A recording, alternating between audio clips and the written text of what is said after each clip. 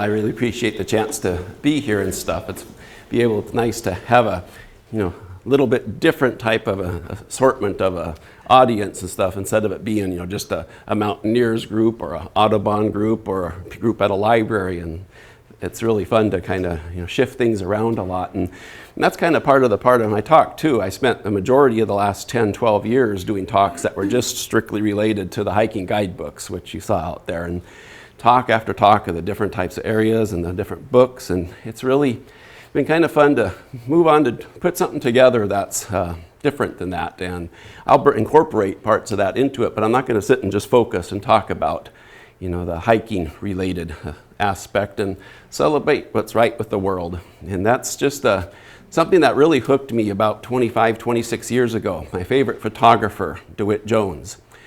He's a very famous photographer. He photographed for National Geographic for decades, and he was just the person who is just the most, what's the personality about him? He is so contagious.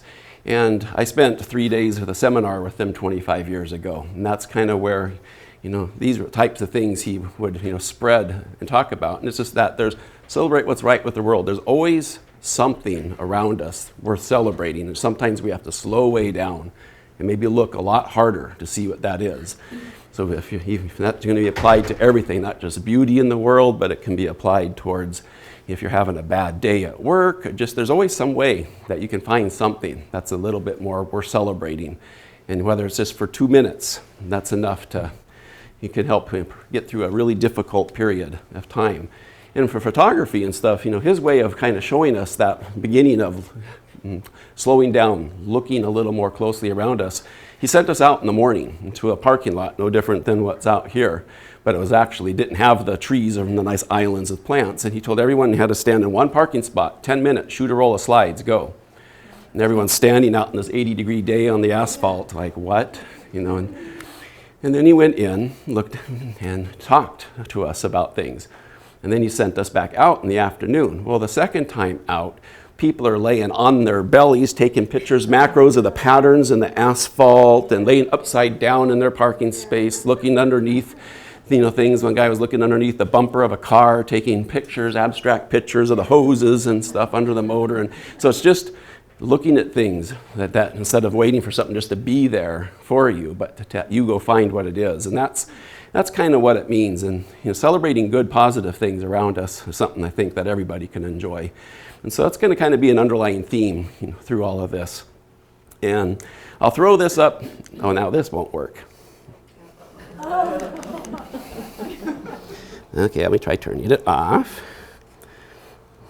On. So this probably won't communicate with what was set there now. That's nice. Anyway, I know. Let's see. Okay.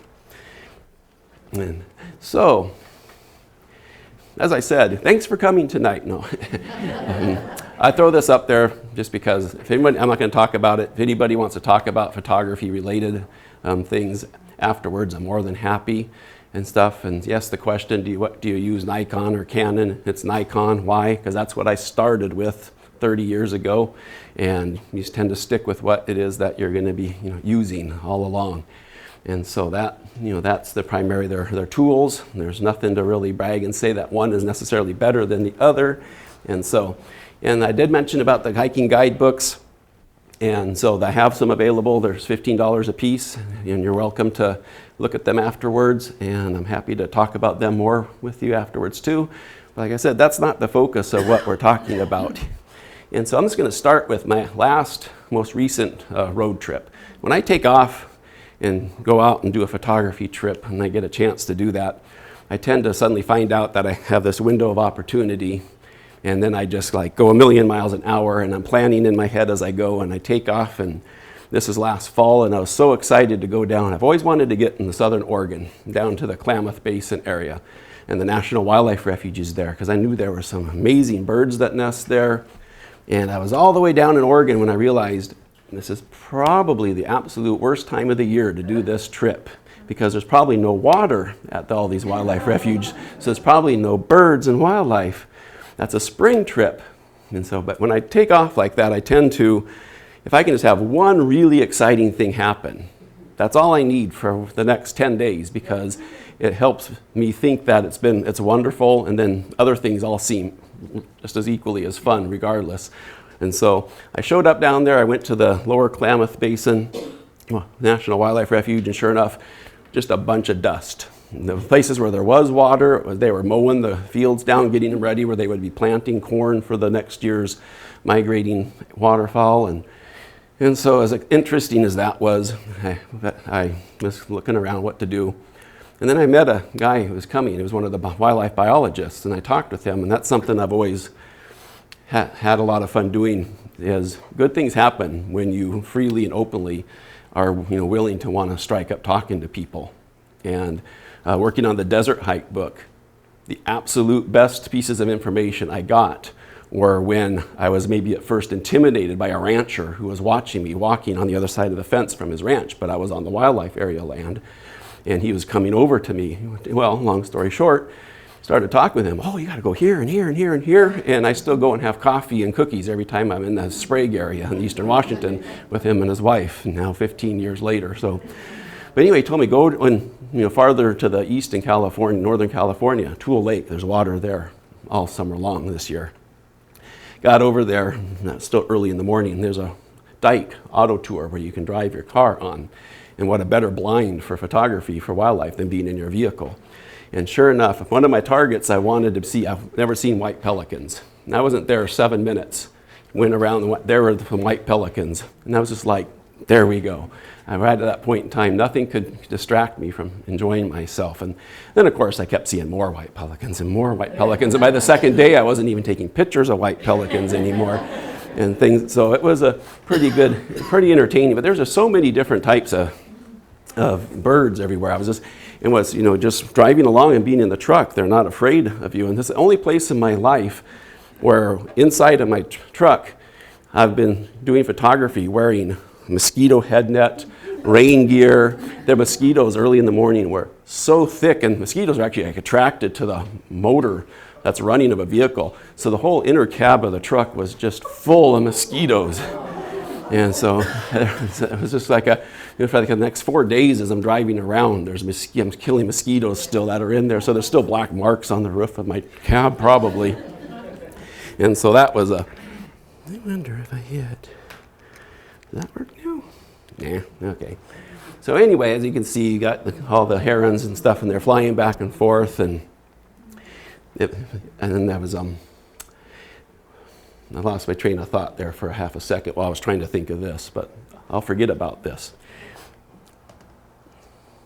And they're also got the white egrets and that are everywhere down there, and they're so beautiful. And the same thing is they're in there right along the edge of the dike, and they're busy hunting early in the mornings when I'd get there. And you get them also flying back and forth, going to and from places. And this whole time I'm just sitting in the truck and waiting for the birds to move. When the first thing in the morning light, they tend to be heading out to where they want to be feeding. And so, there's grebes. And this was kind of funny, as I took all these photos of grebes, and it was there. And it wasn't until I got home that I realized that I actually had photographed a new life bird that I had never seen before. There were two, that the Clark's grebe, how closely it looks like the western grebe. And so it has a lot more white and the big red eye compared to the western grebe, which doesn't. And so I was like a week and a half later, I'm starting to look through my pictures and realize, whoa, I saw another bird. So not only is it fun when I see a life bird and get a picture of it, it's even more fun when I don't even know I'm doing it for a week or two. And so I was still celebrating the trip 2 weeks later when I found out that was the case. And the ibises, that when they come in, every morning I'd park. I found if I parked at this one bend in the dike and just sit there, over the course of 45 minutes, groups of 5 to 20 just kept coming in from wherever they roosted at nighttime, farther east in the refuge, and they just flew right by the side of the truck, the window there I was at, coming right by me, and just the coloration and watching them land and start feeding, and was just a phenomenal experience. And then I went back over to where there was no water, and I saw the sandhill cranes that do nest there and that don't go all the way north, and I did find a small group. And it was because the biologist that I had talked to the day before said there's still some sandhill cranes around. They haven't left yet, so you might want to keep your eyes out. So I got there earlier the second morning and was able to find the sandhill cranes. And then from there, my trip took me inland, and I've Crater Lake, and I've gone to Crater Lake many, many times. And what I like to do when I repeat places, some people, they go to places or they go hiking trails, and it's kind of like a checklist. There, hike that trail, been to that summit, check it off, next attraction, please. And they have no interest in going back to the same places. And I'm completely the opposite of that. By looking at things differently each time, different times of the day, the year, you can do the exact same thing over and over again and have it be a completely different experience every time. But a lot of times it just takes, you have to look a little bit harder. In this particular time, I've been to Crater Lake before, and I wanted a sunrise picture where I had the Wizard Island in the foreground as the sun came up back behind there. And so we're waiting there. Well, other thing I didn't realize is the first week of October, you don't need to be up on the rim of Crater Lake at 4:30 in the morning for sunrise as I'm up there, because sun doesn't come up till like 7:30.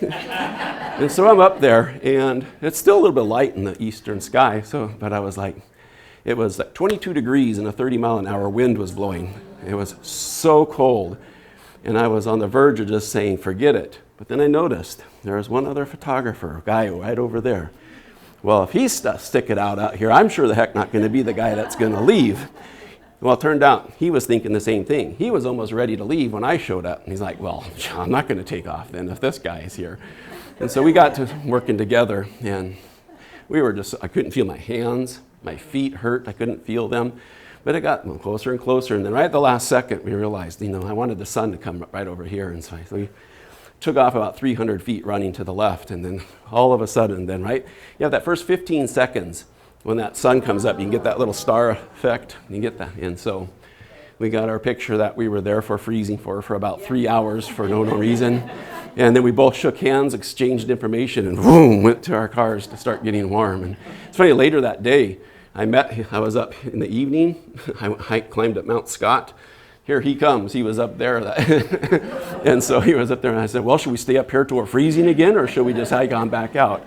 Once a day is enough to be that cold. So, and then I headed over towards the Oregon coast and spent time going through some of the random dirt roads in the Rogue River Valley, and those oak open forests.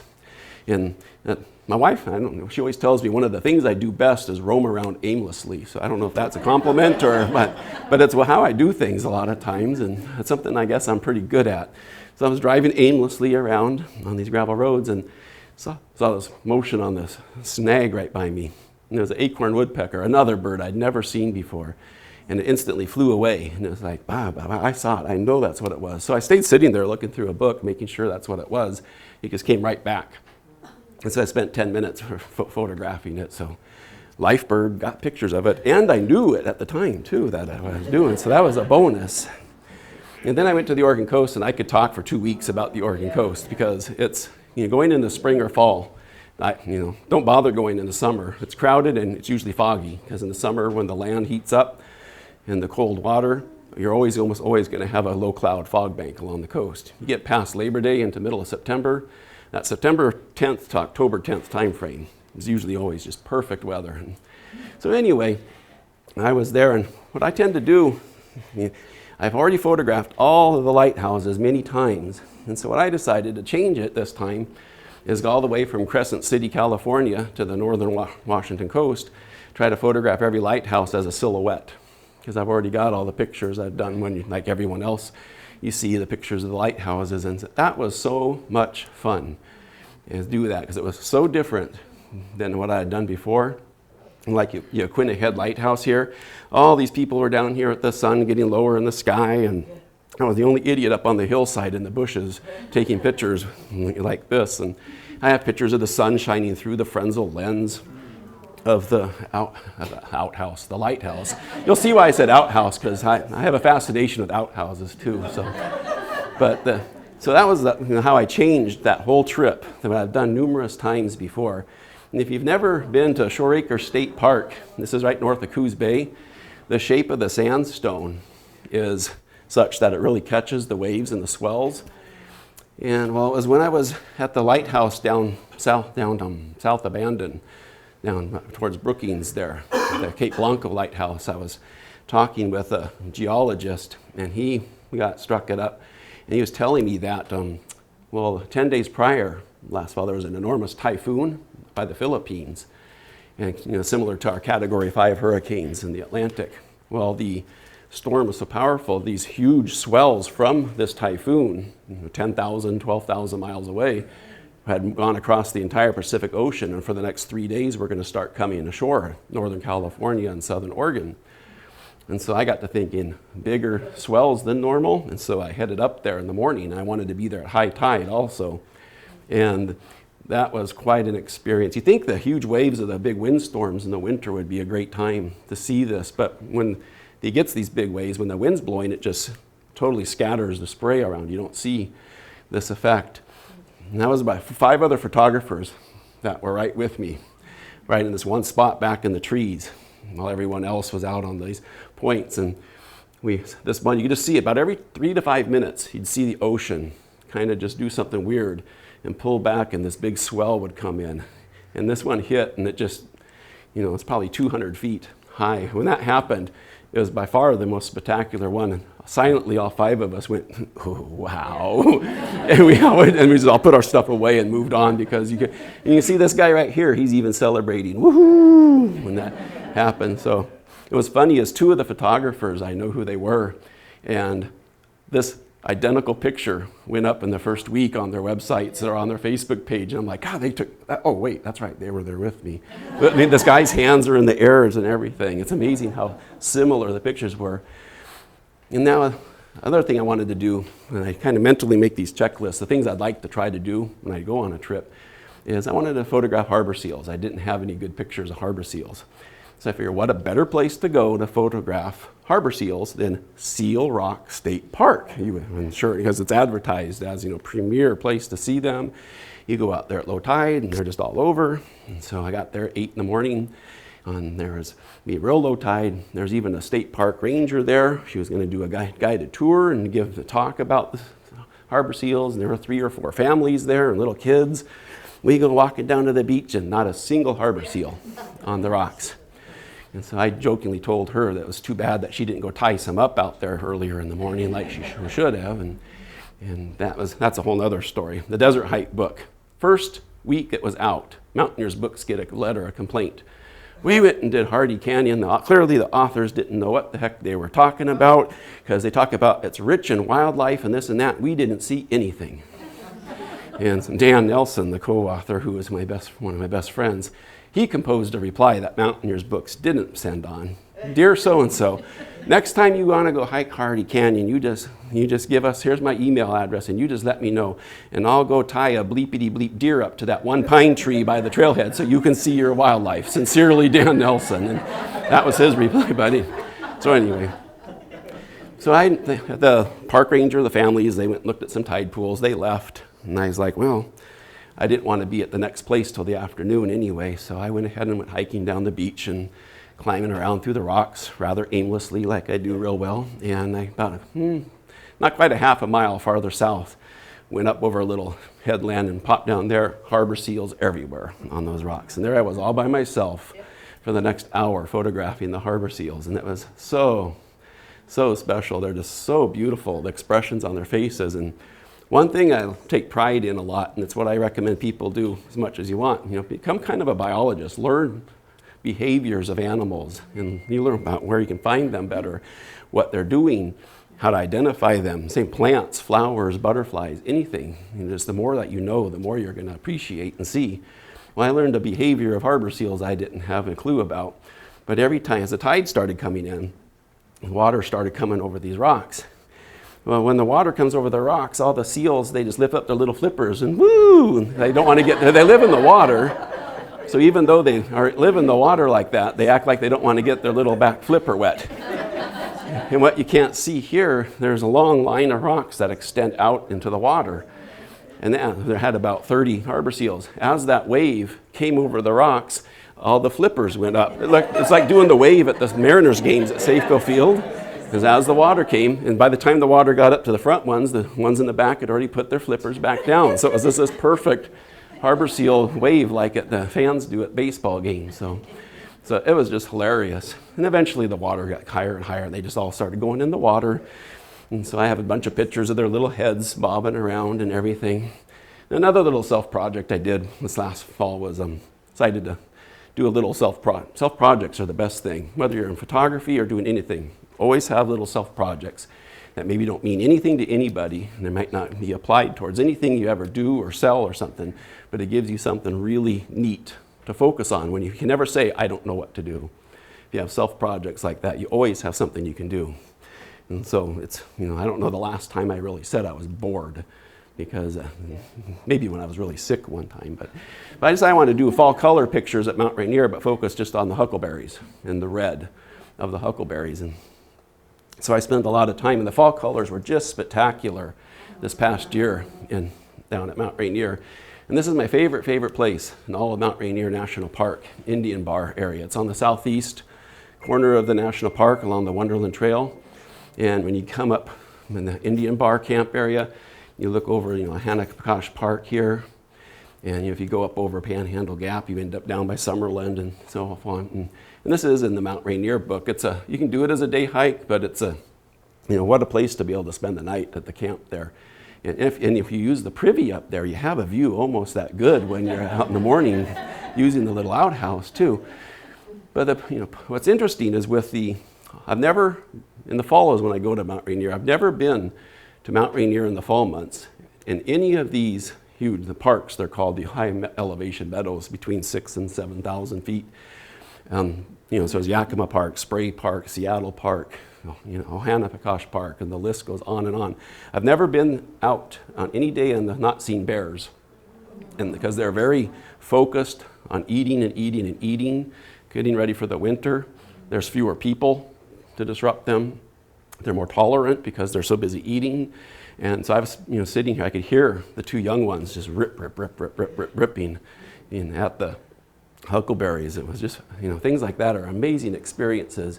This is just another picture of the color that there was this past fall down at Mount Rainier. And like this year, it's hard to tell because the snow's going to melt so much later. The flowers will be blooming in early September at the higher elevations still as fall's coming on. So that's always an interesting time to go. You can see flowers starting to bloom, but then see the fall flowers and start seeing the fall colors all coming at the same time. And not only humans like the huckleberries, but you got the deer. And it's a great time to walk around and see grouse in Ptarmigan. They just love huckleberries, walking around eating the berries. And there's actually one blue grouse I saw that it was really late in the fall, and it was like walking through a winery. I think the berries, they were way overripe. They tasted pretty lousy. They're like fermenting almost. And there's a grouse walking at the trail, and it made me think, I think the grouse was drunk from eating the berries, because the grouse was walking towards me, and his head was kind of, it stopped and backed up, and it was like trying to focus on it. It was kind of comical. I wish I would have videotaped him, but you can just see all the huckleberries, and of course more red. It was a really good time that I had doing that. And of course, is that the trail? That's a trail going up through Van Trump Park, yeah. So, it's a little narrow, 10 inches wide. And of course, you can do the same thing in the wildflowers. And what's fun with flowers is you can do that over, 8 months of the year. You can start going over to the Columbia Basin in March, some of the lower elevations along the Columbia River. And then you can go to Mount Rainier in September and see flowers still. So flowers you can kind of chase as the snow melts and things like that. And one example, if you've never been to the eastern end of the Columbia River Gorge in the first half of May, it's too late now, but the area, this is the Columbia Hills Nature Preserve. It's a Nature Conservancy land on the Washington side, just east of the Dalles and Hood River. And then there's other places right by Hood River and Tom McCall Natural Preserve area. But just solid yellow with the balsam root and lupins intermixed like this. And here you got Mount Hood and the tip of Mount Jefferson, and the city of the Dalles is right there. And so it's just an amazing experience. And then it's like the whole theme about moving on to more about, looking more closely at things. And flowers and plants in general are really fun to do that with. They don't run away, which is really fun. And so, this is just the example of getting down laying on the ground, laying sideways, upside down. There's so many different ways you can look more closely at things if you just slow down and take your time. And it's fun to take pictures that might offer a perspective that what you're not used to seeing. It kind of brings an additional appreciation for things. And that was the particular case with these, and I love doing things like this when I'm out and hiking. And I put this picture in here, a big 4-point black-tailed deer. This is actually on the edge of our property. We live on the hillside out of the Snoqualmie Valley, and I do this is because another thing that DeWitt Jones would say, there's more than one right answer. And when you're doing things, something like photography or a paint or anything, there's you can do something and be happy with it, but how can I maybe do this a little differently as well? And this is just a perfect example of that. So this is the first picture I took of the buck. You can see the bracken here and everything. Well, then I decided I really was impressed. This is the nicest buck I'd ever seen around our property. So I decided I wanted to try to do something so I could really put the focus on the head and antlers more. And the whole difference between these two pictures is that I got down on the ground and laid sideways and moved about 3 feet to the left. The buck never moved other than turning his head to look at me. But the buck is standing in the exact same place. And this is just me getting down low and shooting up at the face like that. So that was an awful lot of fun, and it's a really neat, I never, of course, didn't think about it at the time, but it serves as a really neat example, for something like that. And this is a similar type of thing, just taking pictures in general. And that's probably if I were to, when I offer people that are used to taking pictures of their kids and stuff, 2 pieces of advice to make your photography totally dramatically change overnight and be different to enjoy is one, the cameras work vertically sometimes too. Not every picture has to be taken like this with their camera. And the second thing is not every picture has to come from shoulder height. Get up on things, get down low on the ground, and the different perspectives though and stuff. You won't just have pictures of your family with their heads or legs cut off every Christmas. And I took this picture. This is actually the cover of the Mount Rainier book. And coming down from Crystal Peak. And my 2 friends were right here. And after I took that picture, I turned the camera and took the horizontal version. So I took these 2 pictures about 10 seconds apart. And what's kind of fun is that for other pictures, what got chosen by Mountaineers Books to be on the cover of the Rainier book, and this picture's been in about 3 or 4 calendars over the last few years. So it's fun when something like that happens and I can look back at how I did something and the effect that it had is kind of a fun little thing to be able to do. And this here I put in, this is my favorite day and event working on the day hiking guidebooks. And the most enjoyable book that I worked on for me was the South Cascades book. I absolutely loved working in that area. The South Cascades book is basically south of Mount Rainier down to the Columbia River. So it encompasses all the Mount St. Helens area, all the Mount Adams Wilderness, and all that area in between, which is known as the Dark Divide. And you got the areas out of Packwood and the Goat Rocks Wilderness. And this region is and it's so underappreciated too. So few people, travel there. In the Seattle crowd in particular, they tend to, it's 3.5 hours to get in. They'll go 3.5 hours to Winthrop or the North Mount Baker area or something, but this just is different, and there's this kind of perception that, it's not all wilderness and rugged, so it's just run over by a bunch of people on motorcycles shooting guns or something like that, and it's the farthest, or there's not wilderness, so it's all been logged. The best old-growth forests in the Cascades, in my opinion, are down in these areas, along the Lewis River and Quartz Creek, French Creek. Incredible, huge old-growth forests. Anyway, this is the Goat Creek Trail. It's right south of the town of Morton off of Highway 12. And it's kind of a back doorway into the Mount St. Helens Volcanic Monument. And it comes back in that far northeast corner. And you go in there, and about 2 miles into the trail, and I heard all the sound of water. And then, put this in perspective, I was really grumpy. So when I went to the South Cascades to work on this book, my kids were younger.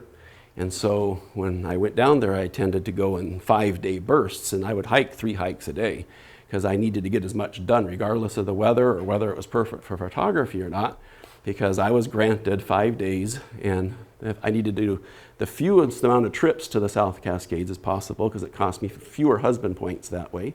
And Well, the 2 days before this, it had just rained all day long, just poured. So everything I was wearing, carrying was wet. And I was sick and tired of the rain. It wasn't raining this morning. This morning it was cloudy. I hear all this water, and all I thought to myself as I grumpily kept walking was, there's nothing on the map that indicates there's a big water crossing here. I'm going to have to get wet and cross a huge roaring creek. And I was just so grumpy, and I turned around the corner, and it was one of the most beautiful scenes in the Cascades.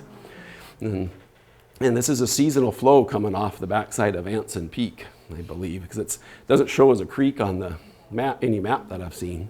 And the trail goes back in behind it like this. And so I was like, okay, I got to get a picture. I'm usually by myself when I'm out there, and so I had to put this whole thing in perspective. And so I set the camera on the tripod. I can probably run out there in about 30 seconds. So I set the timer on the camera for 30 seconds and hit the shutter and go, and then boom, boom, boom, boom, boom, boom, boom, go running out there. And so I have a picture of myself laying right here when I tripped and fell down running out there.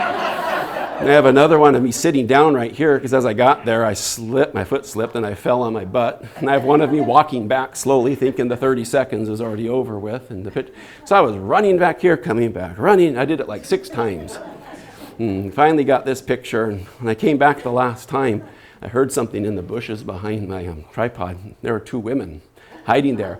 And then when I made eye contact with them, their faces seriously went as white as snow. They were terrified.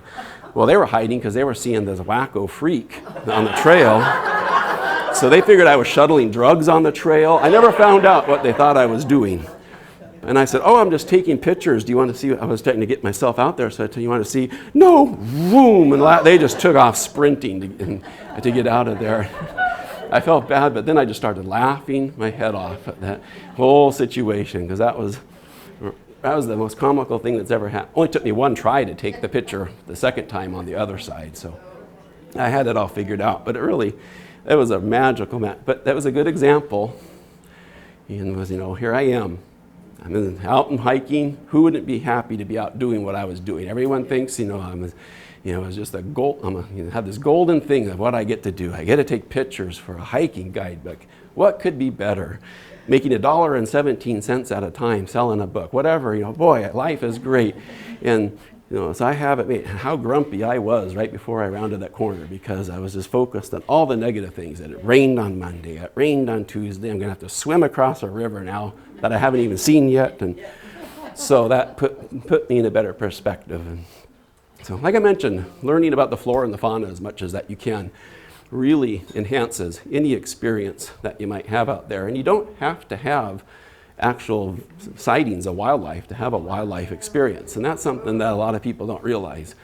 And I have this huge, vast collection in my stock library of animal tracks and scat and fur, whatever I found. And actually, it's a good, solid joke in my household that I have made far more money selling pictures of animal poop than I have of Mount Rainier sunsets. And it's true. John Wiley's a college textbook publisher based out of England, and they wanted a whole bunch of animal scat pictures of mine for a college biology textbook. And they bought the rights to them, and every 5 years they make another printing of the book, and they send another check. And it's just like, and all those pictures of coyote scat and bear scat with cherry pits, bear scat with apple peels, and it's amazing how. And so coyote scat and what with different types of, they were interested in the different types of fur. And if I had coyote scat with about 12 more types of things that coyotes eat visible in there, I could have sold 12 more pictures. But tracks, this is a cougar that we actually followed going up the Eastern Ridge, and it just snowed that morning. And we got up to the snow, and a little ways into it, we came on all these set of cat tracks. And then they were going up the trail. Well, what happened is about every 100 yards, all 4 footprints would come together and turn around. And it turned out that we were following the cougar up the trail, and it was stopping to see if we were still coming. And then we finally, it went on for like a quarter mile. And then all of a sudden, the cat finally got fed up and just went up the slope, up the log. And within 10 minutes, all those footprints were already kind of melted because it was above freezing. And so we had just followed it, and that soft snow followed the cougar. And all the thousands and thousands and thousands of miles of hiking, or all of the tens of thousands of miles of remote gravel roads and forest roads I've driven on, I've never once seen a cougar. But I know I've been seen by hundreds and hundreds of them.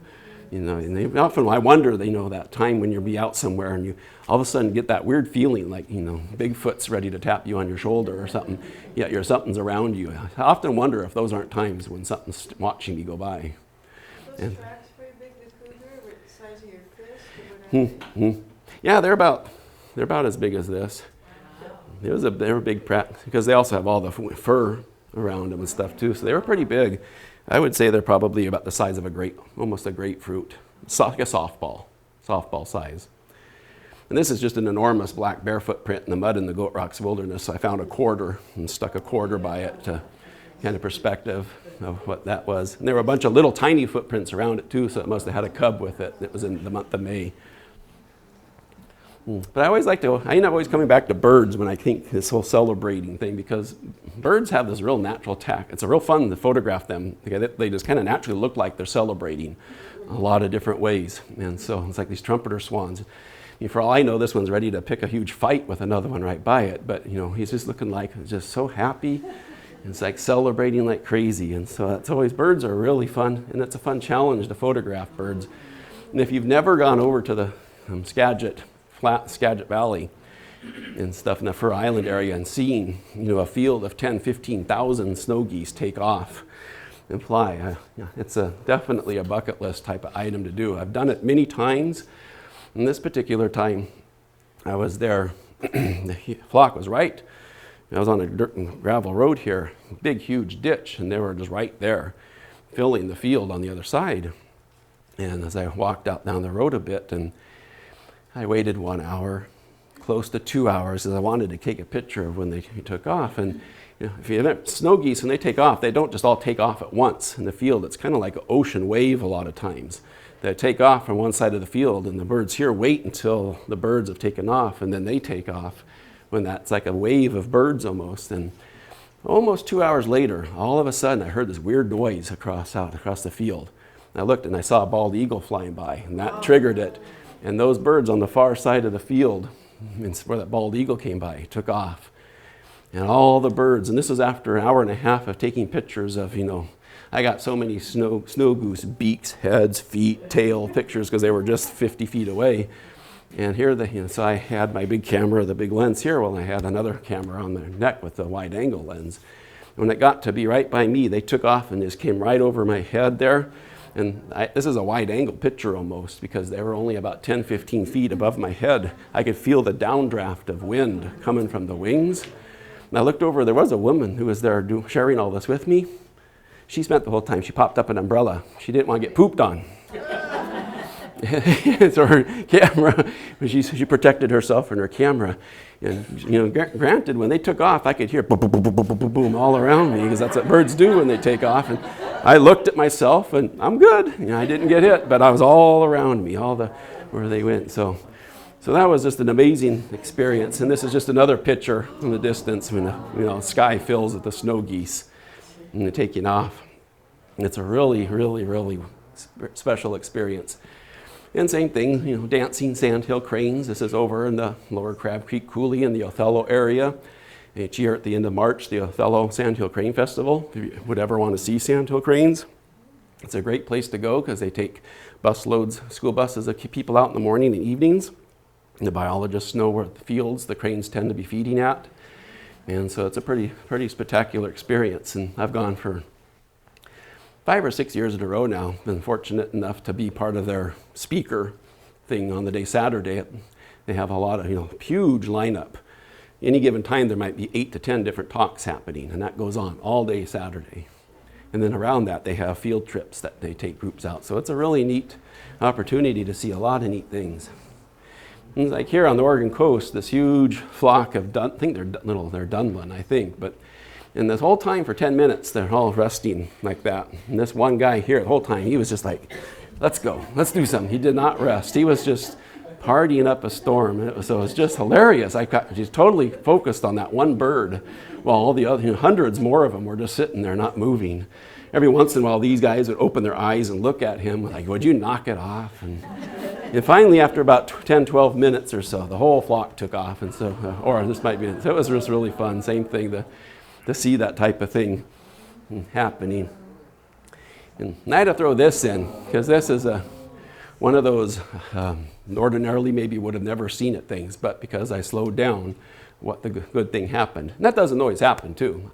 Believe me, 999 out of 1,000 times, I think I'm going to get lucky and slow down and look for something, and nothing there. But so I'm driving along a real rough dirt road along the Thompson River to get to a trailhead, working on the Inland Northwest Dog Hikes book, and thought out of the corner of my eye, I saw the front face and snout of a cow female moose on the other side of the river, and then couldn't see anything because all the river's lined with willow trees and things like that. And I stopped and I'm going to take a look, and didn't want to. So my truck, being an old beat up truck that has 271,000 miles on it now, I use it to its full extent. And so I open the door and I have a way I climb up and stand up on top of the cab of the truck a lot of times to take pictures too, to get different perspectives. And went up there to get a better look over the willows and reeds along the river, and I stood up, and that's what I saw. Well, behind the mama that I saw way up there are two little twin baby moose in the river, and they whipped their heads around and looked at me, and that's those big ears, and that was fun. I'd never seen baby moose before, and then there's when they went walking off with mommy to head off and across the river the other way in the other direction. So that was one of those moments where I never would have seen that if I had been only so focused on one thing. Now this might just look like a simple old squirrel, little rodent, but there's something special about this, and it kind of leads to what I'm doing a lot now. And that is, I've always enjoyed the concept of befriending biologists and researchers, geologists, people like that, and maybe offer, once I get to know them and what they're doing, offer to work with them if they want to, and provide, come take pictures and provide the take photography work to help support their research and what they're doing. Well, on the flip side, and I get to see things I would never in my life get a chance to see on my own or be able to find. And this is a perfect example. The Washington ground squirrel is actually, it's not an endangered species, but it's a threatened species over in the Columbia Basin. They used to be everywhere. Well, the Columbia Basin Irrigation Project, where everything's farmland now, and they only live in native soils, or soils that have like 3 feet of good soil at the top. Well, that's where all the farmland is now. And so, they don't tend to exist in the areas that are being tilled up numerous times a year.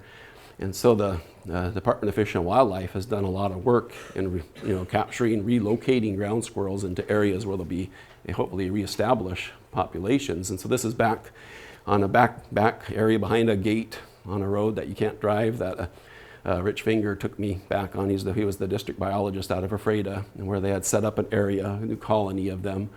And they put them in enclosures for the first year while they reproduce, because so that way they keeps their two main threats, of course, are like raptors, and badgers will come in and totally decimate a population in one night, and badgers will tear things up. And well, anyway, so I was able to photograph the ground squirrels while he was doing some other things, and then all of a sudden, out of one of the burrows, here come just kept coming all these little tiny baby Washington ground squirrels.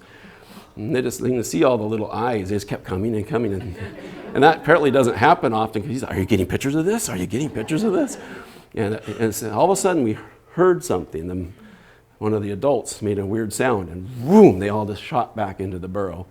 And it was about 5 seconds later, a red-tailed hawk flew pretty close by. And so the warning system and how they knew to get back in there. But anyway, I'm just started doing work for an indefinite amount of time for years, where I'm doing photography with the Department of Fish and Wildlife now. Because of all the contacts I made, they're doing their wildlife area plans over the next 10 years. Every 10 years, an area has to get a new plan, and so doing photography work with them. So being able to be told by a wildlife area manager what part of Chelan Butte the ewes and lambs of the bighorn sheep are hanging out this time of the year. By the way, here's the key that opens all the locked gates and all of the land across the state, so you don't have to hike as far, and so on and so forth. Those are things that are pretty darn cool. And you still don't get to see things. It's like if you tried, but sometimes pretty amazing things do happen. So that's pretty neat. Bears, we have bears all over right where I live. So most of my bear pictures, if you went to my website, they're all probably just taken from my own property. And so it's pretty, we live on a huge ravine, and it's just a wildlife corridor coming off the hill behind us down to where there's water in the valley. And we have this huge edge of our forest. There's these wild, bitter cherries, black cherry trees. And every year by the end of June, when those things ripen, we can look out from our house and see these bears will be 40 feet up in the trees, 50 feet up, walking around on those limbs, pulling the branches down.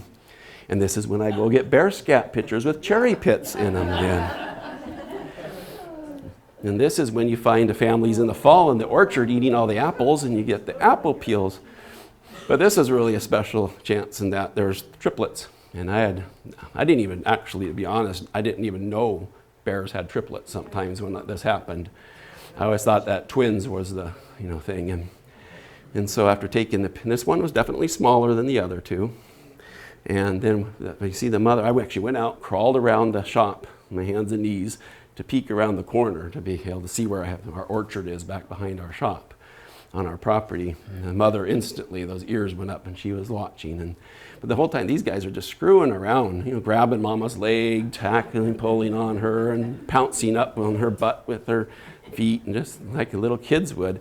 And she made a little noise, and you can see she never moved. She's right in the same spot. Once she made a noise, those three went marching in a straight row. And I was just like totally amazed how well behaved she had those bears trained. And I shared these pictures with Russell Link, who was a person at the Mill Creek office that I'd worked with many times. Well, he put me in contact with the bear expert for the state of Washington, who immediately called me up because he was really excited about triplets, because that's when I learned a lot more biology, is it's by far the most uncommon with bears. And twins is actually the most common, then one, and then triplets is by very rare. And in order for them to, they're always capable of having triplets. The only way they could have triplets is if the mother is in super optimal condition when she mates with the male. And then everything else has to go right after that too.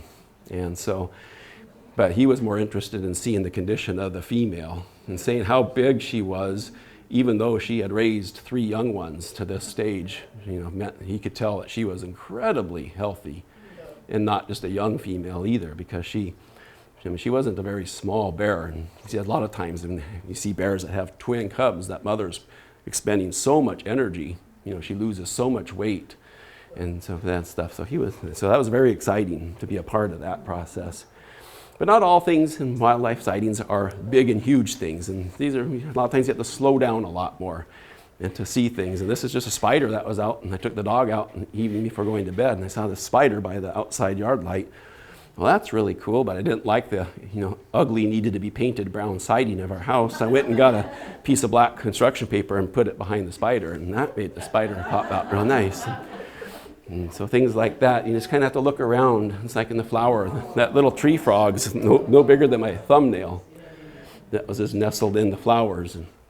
And just wandering around in your own yard, a lot of neat things can happen. And a little hermit crab down on Case Inlet south of here. And the story behind this is worth sharing, is that I saw walking the beach with my son. He was in 6th grade then. And saw a little shell, I saw something disappear into it, and hermit crab's in there. I wonder if I can get a picture of him when he comes out if I wait. And so, I'm laying in this muck on my belly in the beach, had the macro lens on, waiting. So I'm laying there out, low tide, all by myself, laying in the seaweed muck. Well, he's up behind me taking a picture of his stupid dad laying in the muck. And the pictures make it look like I'm just counting grains of sand or something. I'm just sitting there staring. Well, he finally, 10 minutes later, peeked out, and I got my picture. Well, he won first prize in the humor category at his school's photography contest with a picture of a stupid dad laying out there aimlessly in the muck. And then he put the picture that I took up in the corner to tie the story in together. So everyone thought that was so funny, and people saw me. They said, "Oh, you washed your clothes now." And so he still has that up in his bedroom at home with his ribbon he won too. And he'll be a sophomore at the U next year, but he still has that. And things like this, it's just where I just have a lot of fun. You may not have a clue what it is, but anyway, it's the hood of my truck. It's about a 3 by 4 inch section of the hood of my truck. It had rained, and then it cleared up and got cold really fast the night. And so it kind of froze that skiing. Well, the next morning, just a real low angle of light displayed this like feather-like crystals of ice on the hood of the truck. And so that's one of those moments when my family probably looked out the window and, well, Dad's out in his slippers staring at the hood of the truck again type of pictures, because wondering what I'm doing. But things like that are around us all the time. And think, here, this is a mud puddle in our driveway. A big leaf maple leaf was in the water, and it froze at night, and there's these little air bubbles. And this is like just a little, 2 by 3 inch part of the ice in the puddle. And I just took a headlamp and lit up the ice from behind so that the bubbles would light up more so you could see them a little better, and took pictures that morning. And I put this in, this is just a side of a macaw parrot. And the situation where I took this picture, it was a long time ago. It was one of those school field trips to a zoo. So I probably have my son and 4 other little boys that I'm a chaperone for. Probably have fanny pack with goldfish and fruit shoot things in it, and trying to keep Timothy from crawling into the porcupine, which is a true story, until Timothy tried to crawl in to see the porcupine. And I guess that's why they have chaperones. And I always got stuck with Timothy too. I don't know why. But anyway, the lady came by at the parrot, and I just asked real quickly if I could take a picture. And so that's the picture I took. I zoomed in on just the pattern of the feathers. This is the picture I have published more than any other picture in my entire image library. And so when I think of how the situation was when I took it, I wasn't off in an exotic land. I wasn't even on a trip. I was, probably had a bad headache and couldn't wait to get home that day. But it's been on the cover of magazines around the world. And so it's a it's a neat story for me personally to always reflect back to that. And things and stuff and patterns, things don't have to always be nature. These are just the moss in between the bricks, someplace in Old Town Tacoma, down in that particular area where there's a brick sidewalk, and the moss and growing between and people we're celebrating too. And no better way to celebrate people than, if you want to have fun, why not go see the outhouse races, I say. In the town of Concanoli, it's up in the mountains about a half an hour from Omak, in the Okanagan area. Every year, the Saturday of Martin Luther King weekend in January, they hold outhouse races. And it is the second longest running of the outhouses in the country. Last year was the 27th year in a row.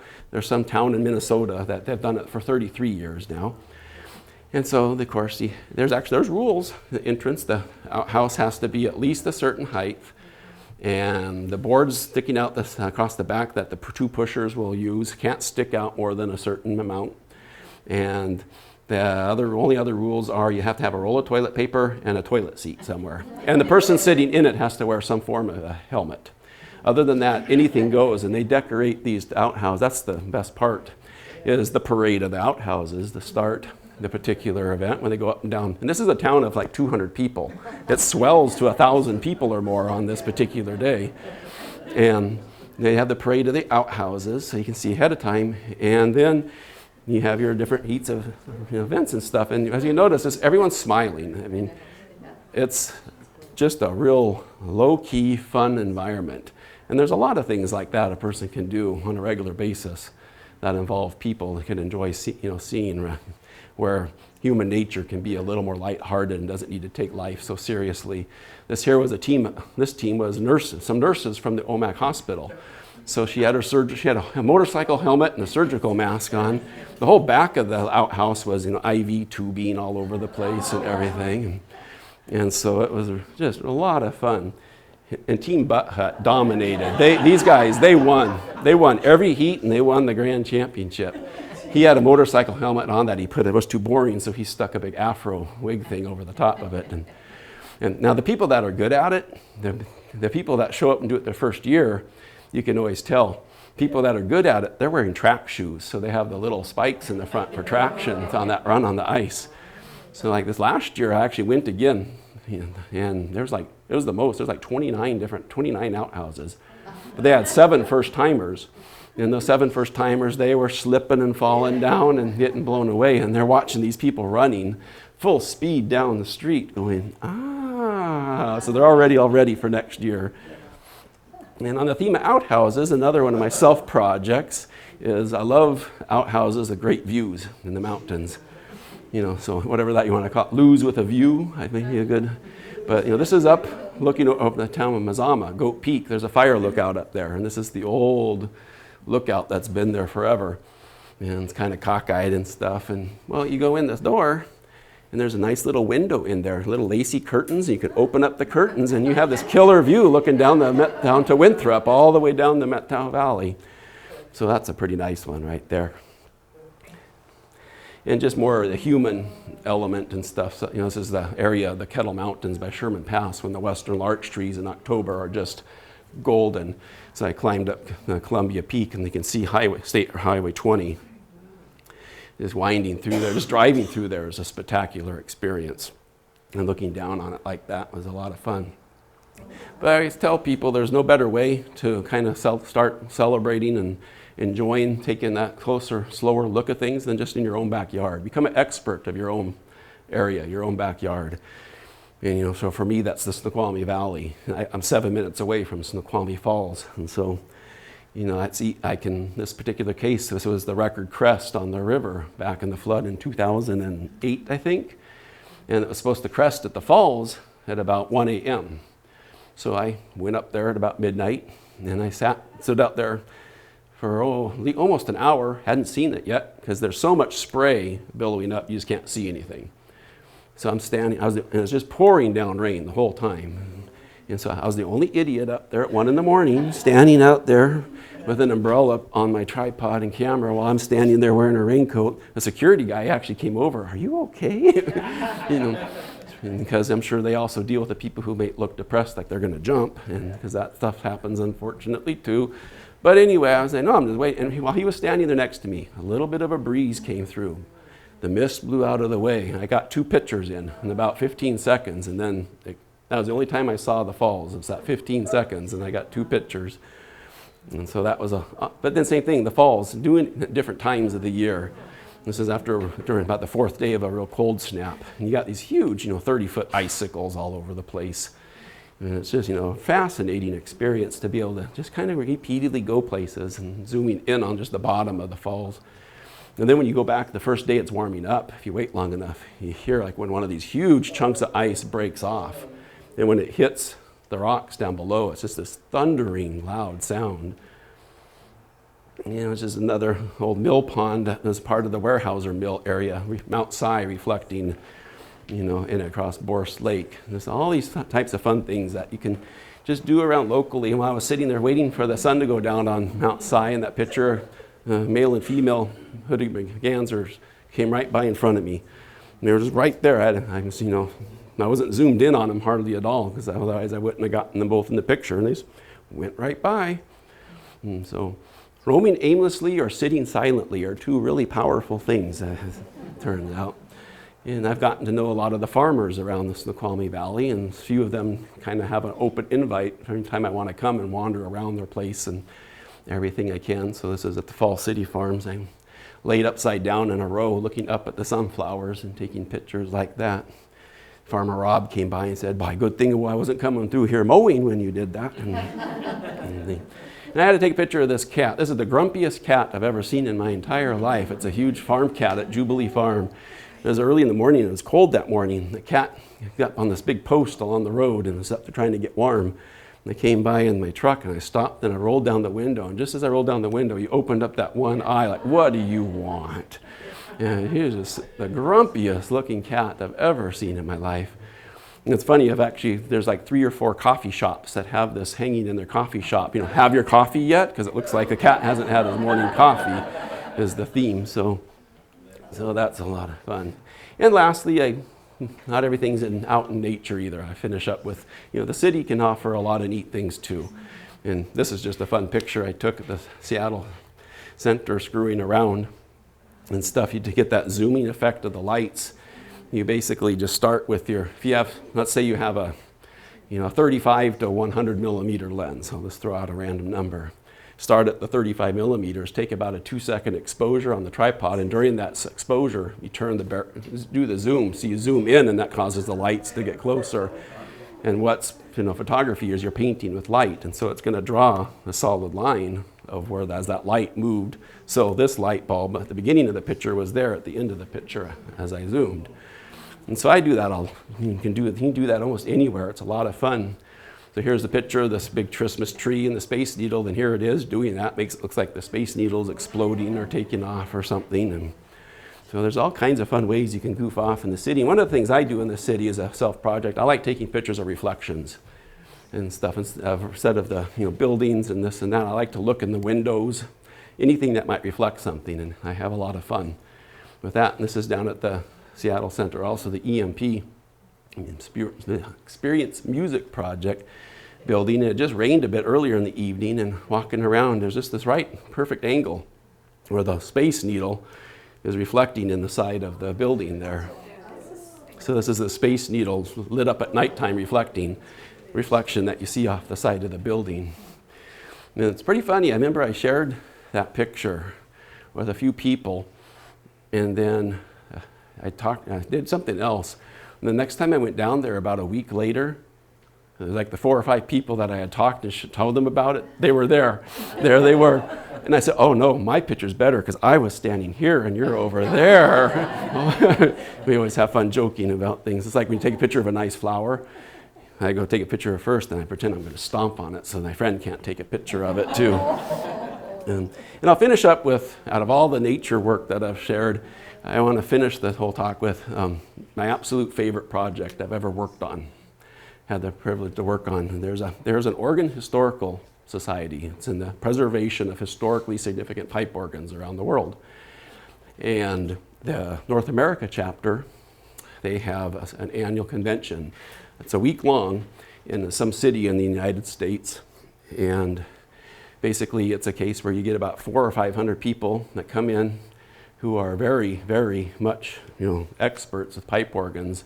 And part of this, and they basically get bussed around drinking wine, eating cheese, and have a party all week. And every day they go to 3 different churches or places and have, these organs are played by famous organists, the people that are, the organists at them. And that was in 2010 or 11, I can't remember now, that was held in Seattle.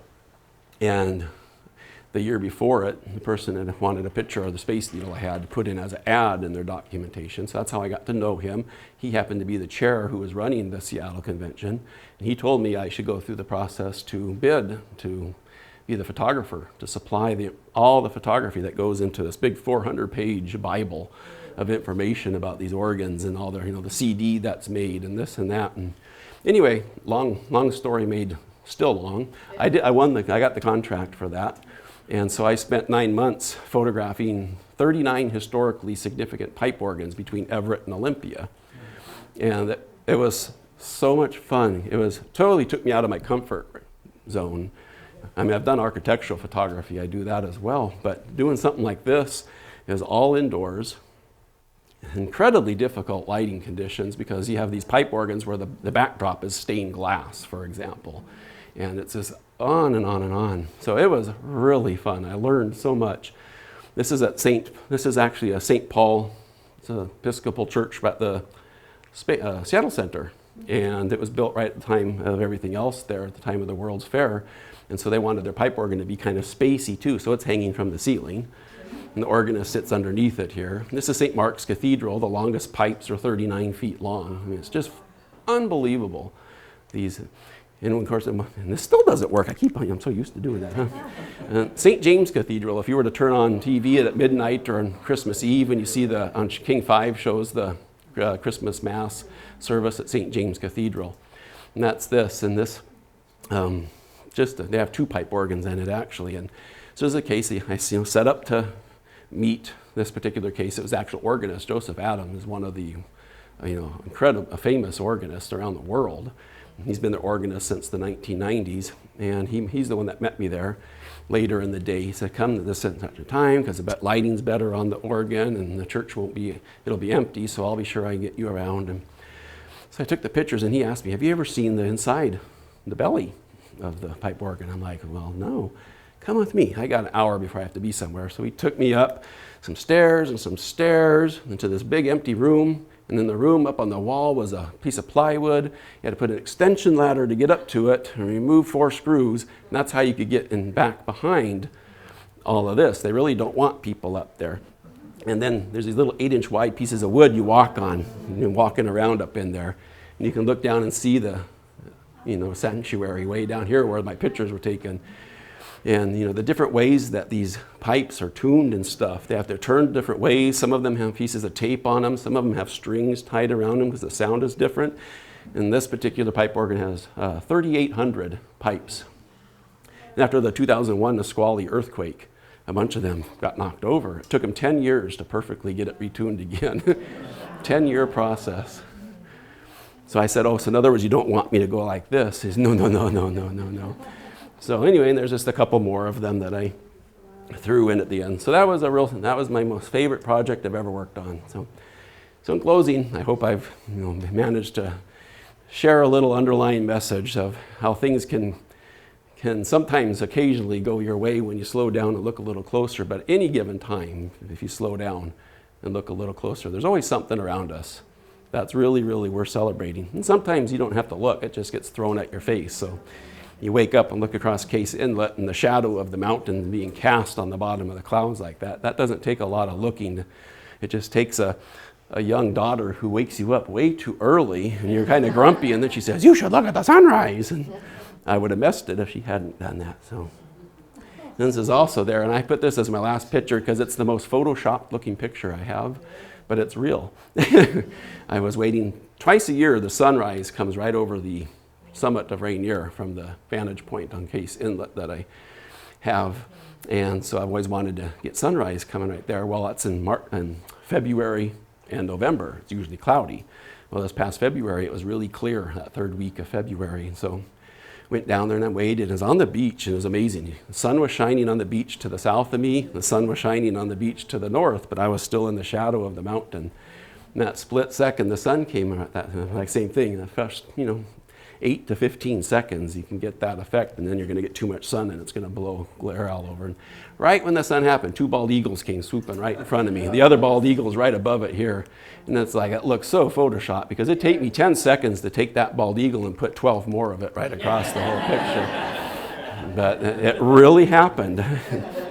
So, and I always finish with a picture of my partner in crime who accompanied me through almost all of the books work that I did and stuff, the border collie that we had, and we sadly lost her last year, but she never complained about my driving. She always was ready to go at 2 in the morning if I wanted to drive 3 hours and get somewhere by 5. And she tried her hardest to keep the ticks on her side of the truck, but she would pick up and not have them come across the seat to me. But so anyway, she deserves to be mentioned in every talk I ever do. And so, yep, it's just always worth celebrating. With that, I'll finish with yet another outhouse, the throne of stone on top of Mount David. And I appreciate everyone coming. And if you want, I tend to follow these kind of, I don't post random things. I don't post daily and drive everyone nuts, but if I do put things on my photography page, Alan Bauer Photography on Facebook, I tend to kind of, follow the same type of whatever enthusiasm or happiness in places that I'm working on, and try to share that with people once or twice a week, and welcome you to keep following along. It's always fun. What fun is photography if you don't share it? So thanks a lot, and I hope if you have any questions, or I'll have the books out here. So.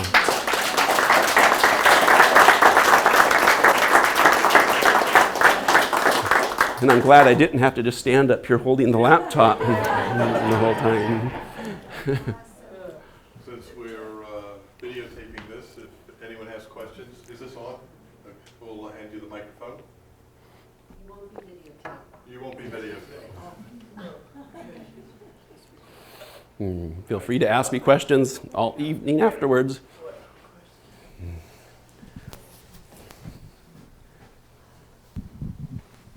I'm just wondering, in all your adventures, if you've ever been in some kind of scary situations where the bear did want to threaten you or anything like that. I've seen hundreds of bears in my entire life, including ones on our property, and I've never encountered a case like that. I do know 2 people. The only things I've heard, and even biologists who deal with bears, Black bear is the only situations that can be touchy is if you find yourself between the mother and the cub. So if you are somewhere and you see cubs and don't see mama, that's when you want to really pay attention and you want to locate where the mama is. And in this one particular case, well, it happened to Dan Nelson, a good friend and co-author. They were hiking the Cheese Peak right by Chinook Pass, and they were hiking along, and his wife had gone through ahead of him. And then he's coming along, and he saw a little cub down below, and he stopped. Well, he looked, and the mother was coming down from up above. And so he told Donna, keep going, and then he slowly, and she started making noise and was coming down pretty fast. And he just started backing up and leaving a clear path. And she came down, paused right on the trail to look, and then continued down. And so if he had stood right there and held his ground, it might. But the only bear instances is people tend to be, so terrified of things that they have a 1 in a bazillion chance of getting hurt or killed, but they're willing to go drive to the grocery store every day. But it's a innate fear in people and stuff. I think the only black bear incidents in the state of Washington would be that, or people sleeping with a Snickers bar under their pillow in their tent, maybe. But so the bear comes along, where is it? And starts hitting the tent, and they get hit in the head by the bear. Those are the only stories, known instances that I'm aware of and stuff. But yeah, that hasn't happened. The bears on our property, we would actually each year when the kids were younger, first in the spring see them, we'd go out on the deck and yell, "Hello, Mr. Bear," to see how they would respond to people and make sure they would just turn and go away. So that way we knew if there was a bear that was too comfortable or not. So. I have a recollection of brown pelicans in Klamath Falls. Uh-huh. Did you see those? I see the brown pelicans a lot on the Oregon coast. If you want to see brown pelicans, go to right at the mouth of the Columbia River in August, in the late summer. They come up from California and down in the Mexico coastline. But you didn't see them in Klamath. I didn't see them there, no. But Klamath Falls is a little farther north than what you Yeah, and it's inland. I haven't seen many brown pelicans inland. I tend to see them a lot more along the coast, and I'll see the white pelicans inland. Lake. Yeah, the big lake. And I've only seen the white pelicans there, but I've only been there the one time. So there might be other times of the year that there's brown pelicans there. Yeah. I'm sure there probably would be. Yeah, they're interesting too. Yeah. Anyone else?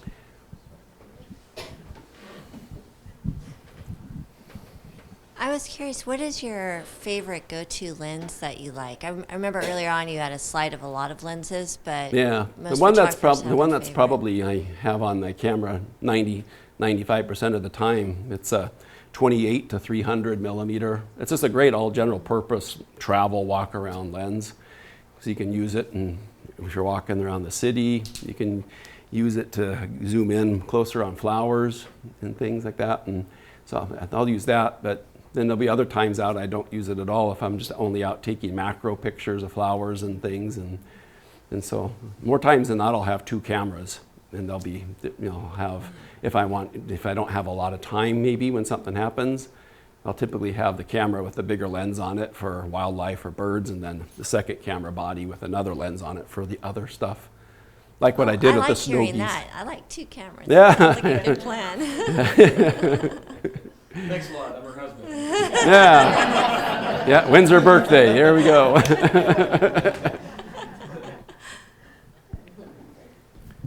I was actually just curious, how do you, from the IT side, how do you handle the digital rights of your photography, and what's your fear on that as far as copyright and stuff? Yeah, it's the pictures like I put on my website and stuff. They'll have all the metadata inside the files and the copyright and thing there. And so if someone, you'll be able to go out and see that if it's ever just taken low res and reused for something. And I don't tend to put much energy or worry into that level of things, because if people are going to be that cheap and steal a picture that's only a 600 DPI photograph to use on their website or their blog or something like that, I'm not going to get paid more than $10 for it anyway. If I were to somehow even magically find someone who thinks that there's a reason they should owe me any money, because that type of thing, and that's I'll actually compliment and reward people if they're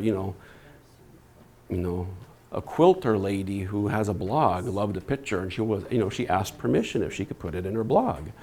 And her blog's followed by 7 people in her family, and so there's such a variety of things like that. But then but when I get contacted because we need a higher res picture, and we'll give you a photo credit, and I explain that photo credits don't put soup on the table, but at the same time I do sometimes, because I do some with nonprofits from time to time, if it's not going to be taken advantage of, or if it might lead to more opportunities, I'll give my photos away too.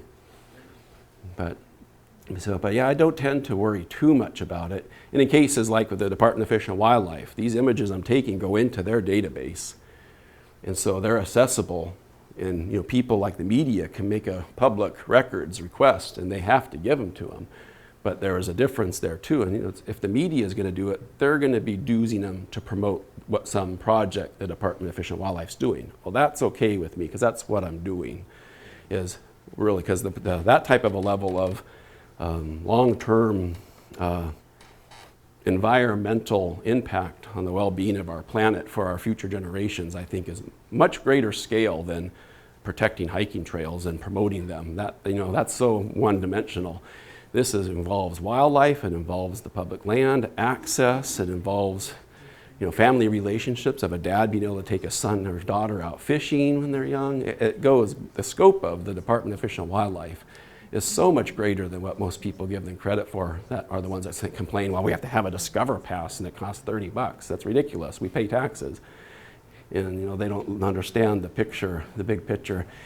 But there's a thing. We managed to work out something in the entire database where there is a copyright thing there. If the request for the image is something different, then it has to come through me. Because Chelan Tourism, if they like a picture I have from the top of Chelan Butte, well, if they're going to put it, that's for them promoting to bring people to the city. They're paying their writers and advertisers. They can say they're promoting the Department of Fish and Wildlife by saying they want people to see Chelan Butte, but they only want people to see Chelan Butte because they want to make money, bringing people in to spend their money in Chelan. So that was the sticky point. We found a good way to legally have that. So if I look at their tourism thing and see my pictures there, then I can, show the licensing thing that they breached and blah, blah, blah. So it just takes a little bit of work, but most of the time I ignore it. I'm not quite that big time, but yeah. Anyone else? Oh, did you ever shoot film, or was it always digital? Oh no, I shot film up until 2007. I was a holdout. I shot digital starting in 2002, but I used to go hiking with my F5 and slide film and a big digital SLR. So and usually what I would do is hiking in earlier in the morning, I'd take slides, because that would tend to be when I take my better pictures the first part of a day. And then I'd switch and hike out, taking similar pictures into the digital. And it took me till about 2007 to finally feel comfortable that I wanted to make the complete break. I still have a couple of big bricks of slide film in the freezer and everything. Hard part now is finding a place that'll process them, slide, but you have to ship them to someplace in Kansas or New Jersey, I think. There's only like 1 or 2 places in the country, I think. But the same thing, film's coming back. You can buy film cameras again now.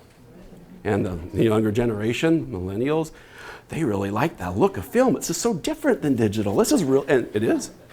It is. There, if you go out into B&H Photo, there's a whole assortment of film cameras. And vinyl's coming And you back, can too. buy, I was just going to say, you can buy vinyl records now. So all my old records from the 1970s and stuff, boy.